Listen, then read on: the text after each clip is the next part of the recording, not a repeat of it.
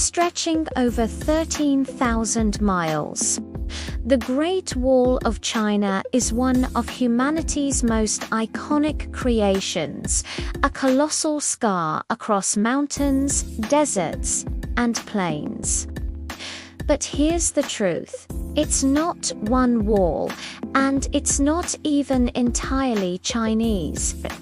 Built, rebuilt, and reimagined over 2,000 years.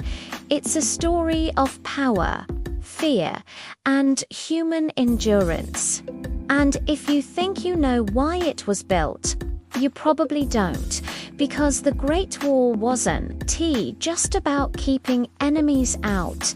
It was about keeping a civilization together. Stay with me, because by the end of this video, you'll see the wall not as a monument of stone, but as a mirror of what every great empire fears most.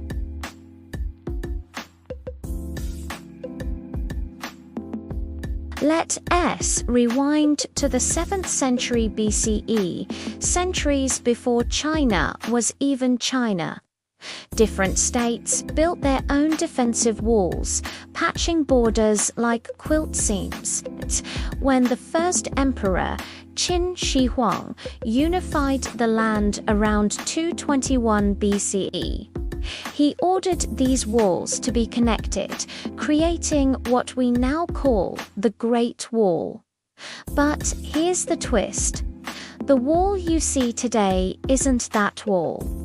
Most of what survives those iconic brick battlements winding across the hills was built nearly 1,800 years later, under the Ming Dynasty. What Qin started was mostly rammed earth, simple, brutal, and effective.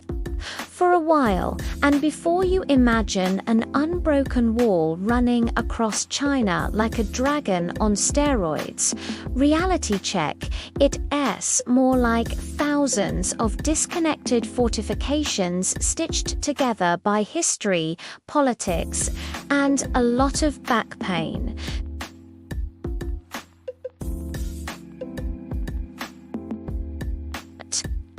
The wall was never one continuous structure. It was a network of watchtowers, fortresses, trenches, and natural barriers.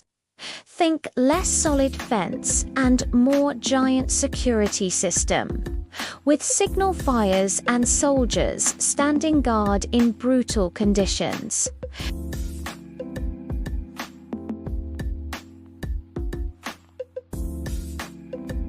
The Great Wall wasn't built to keep everyone out.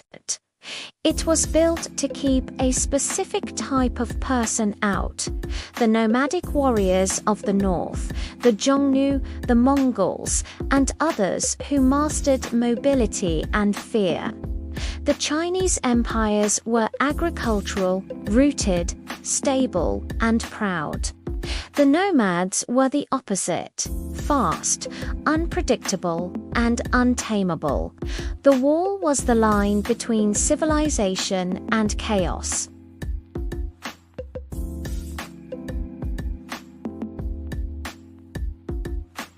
But this wasn't just about protection.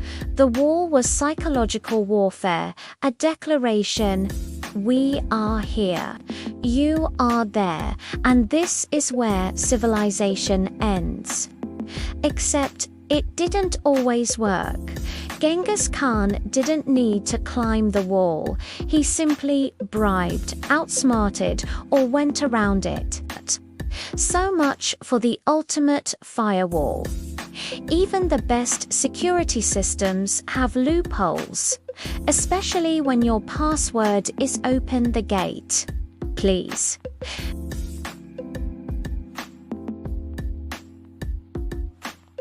During the Ming Dynasty, after Mongol invasions shattered the Yuan dynasty, the wall became the empire's obsession. Millions of workers, soldiers, and prisoners labored to reinforce it, brick by brick, tower by tower. It wasn't just defense anymore, it was identity. The Ming saw the wall as proof that they could hold back the chaos beyond that China's greatness had boundaries worth protecting. But what if I told you the wall wasn't really about enemies at all? What if it was about controlling the people inside?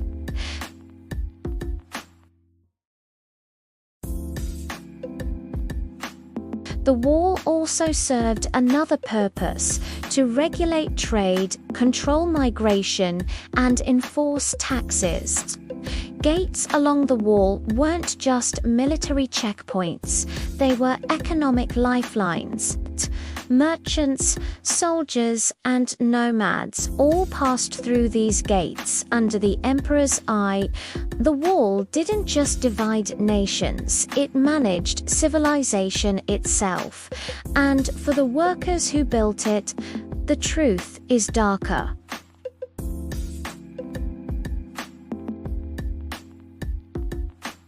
Historians estimate hundreds of thousands died during its construction. Many were peasants or prisoners. Their bodies, it's said, were buried within the wall itself, giving rise to the grim nickname, the longest cemetery on earth. But out of pain came permanence. The wall became a symbol, not of isolation, but of ambition. It's the only human structure visible from low Earth orbit, not because it was meant to be seen, but because it was meant to endure. And no, Neil Armstrong never said, "Wow, nice wall." That's a myth. Still, it's hard to miss something that stretches across an entire civilization's history.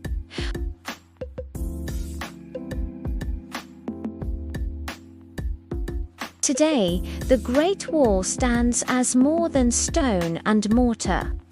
It's a reminder that fear can build walls, but hope can build legacies. Its true secret isn't its size, it's its symbolism, a civilization's attempt to define where its story ends. And yet, thousands of years later, we're still walking it, crossing the same stones, asking the same question: what were they really trying to protect?